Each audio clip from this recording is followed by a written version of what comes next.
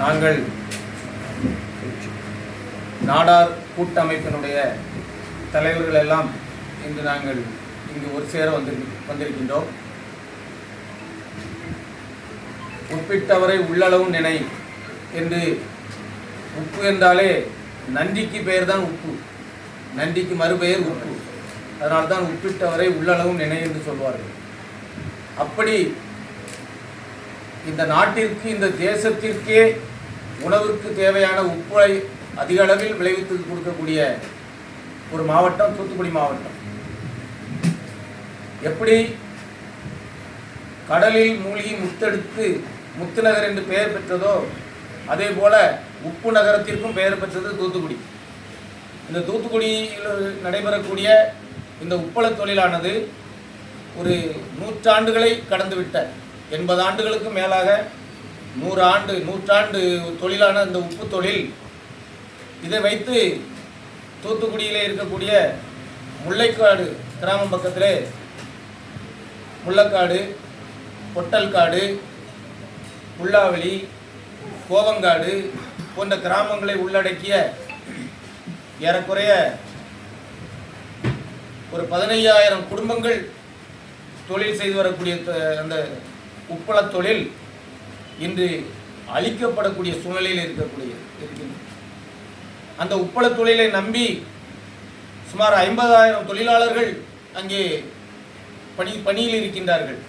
உப்பு ஏற்றுமதி இறக்குமதியிலிருந்து, உப்பு விளைவிக்கிறதுலேருந்து, அதை வாரி அதை சேகரிக்கிற வரைக்கும் ஒரு 50,000 தொழிலாளர்கள் அங்கே ஈடுபட்டு கொண்டிருக்கின்றார்கள். அந்த இடத்திலே கொரியன் கப்பல் கட்டும் தொழிற்சாலையை கொண்டு வருவதற்கு மத்திய அரசு மூலமாக இடங்களை எல்லாம், உப்பளங்களை எல்லாம் அழித்து அந்த இடத்திலே கப்பல் கட்டும் தொழிலை கொண்டு வர ஒரு முயற்சி எடுத்துக் கொண்டிருக்கின்றார்கள்.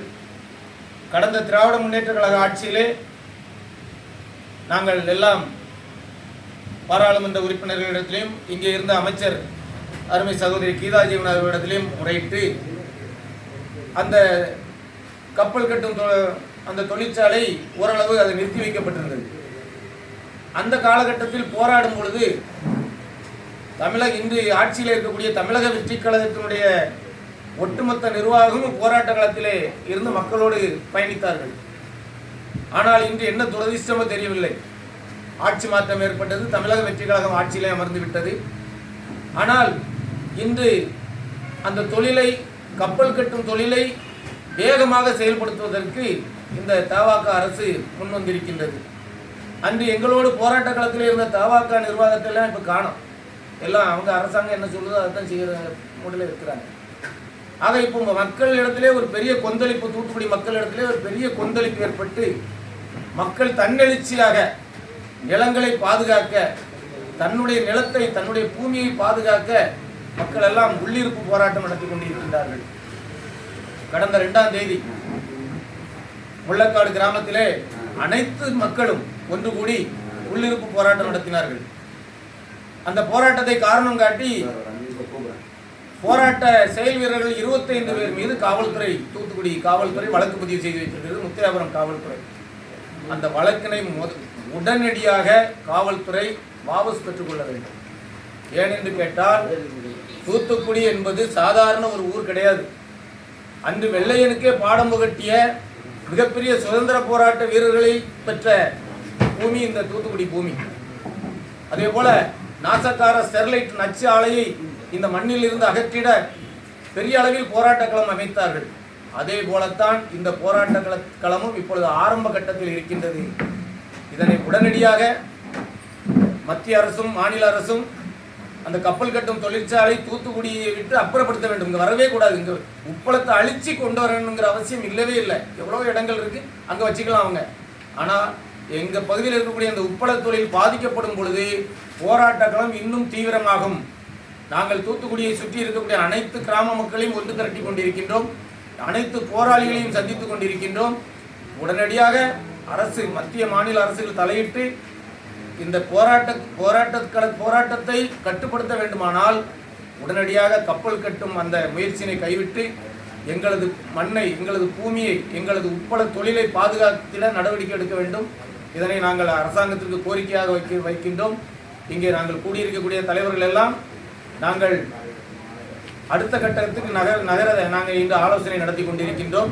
இன்னும் ஒரு 10 தினங்களில் இந்த முயற்சி, கப்பல் கட்டும் முயற்சி, தொழிற்சாலைக்கான முயற்சிகள் கைவிடப்படவில்லை என்றாலும் எங்களது போராளிகள் மீது போடப்பட்ட வழக்குகள் வாபஸ் பெறவில்லை என்றாலும் இன்னொரு 10 தினங்களில் நாங்கள் அனைத்து போராட்ட குழுவினரையும் சந்தித்து ஒருங்கிணைத்து பொதுமக்களை எல்லாம் ஒன்று திரட்டி தூத்துக்குடி விவிடி சிக்னலில் மிகப்பெரிய அளவில் போராட்ட களம் அமைக்கப்படும் என்பதை இந்த நேரத்திலே மத்திய மாநில அரசுகளுக்கு தெரிவித்துக் கொள்கிறோம். இல்லை, அவர் முதல்ல கப்பல் கட்டுத்தரதை அமைச்சர் ஸ்ரீநாத்தை கூப்பிட்டு வந்தாப்புல. அவர் பார்த்துட்டு நான் நல்ல முடிவு சொல்கிறேன்னாரு. அதுக்கு பிறகு 9 முறை நாங்கள் தொடர்பு கொண்டோம், ஸ்ரீநாத்தை தொடர்பு கொள்ள முடியலை அப்படின்னு சொல்லி உப்பு உற்பத்தியில் குற்றம் சொல்கிறாங்க. அதுபோல் அமைச்சர் கீர்த்தனை பார்க்க வாங்கன்னு சொன்னது சட்டமன்ற உறுப்பினர் அலுவலகத்தில் 6 மணி நேரம் காக்க வச்சுட்டு உங்களை திருப்பி அனுப்பிட்டாப்புல. அதை பற்றி உங்கள் கருத்து? அதுதான் நான் முதல்ல சொல்லிட்டேன். அதாவது ஆரம்ப கட்ட போராட்டத்திலே தமிழக வெற்றி கழகம் எங்களோடு இருந்தது, மக்களோடு இருந்தது. அப்பொழுது திராவிட முன்னேற்ற கழகம் ஆட்சியில் இருந்தது. ஆனால் இன்று தமிழக வெற்றி கழகம் ஆட்சிக்கு வந்த பிறகு அவர்களுடைய மனநிலையை மாற்றிக்கொண்டார்கள். அவர்களுடைய சப்போர்ட் எங்களுக்கு சுத்தமாக இல்லை. நீங்கள் சொன்ன மாதிரி அமைச்சர் ஸ்ரீநாத்தும் சரி, ஒரு அவசரத்துக்கு ஒரு தொடர்பு கொண்டோமானால் தொடர்புக்கு எல்லைக்கு வெளியில தான் இருக்கிறார். தூத்துக்குடி மாவட்டம் முள்ளக்காடு, முத்தையாபுரம், பசுவந்தரை, கோவளம், கொட்டல்காடு, புல்லாவளி, பழையகாயல் இதனை சுற்றியுள்ள ஏறக்குறைய 5000 ஏக்கருக்கு மேற்பட்ட உப்பளங்கள் உள்ளன. தமிழகத்தில் நாம் உண்ணக்கூடிய உணவிலே சேர்க்கக்கூடிய உப்பானது இந்த பகுதியிலே இருந்துதான் விளைவிக்கப்படுகிறது. மற்ற இடங்களிலே விளைவிக்கப்படக்கூடிய உப்பு உணவுக்கு உகந்ததல்ல. அவை அனைத்தும் தொழிற்சாலைகளுக்கு அனுப்பப்படுகின்றன.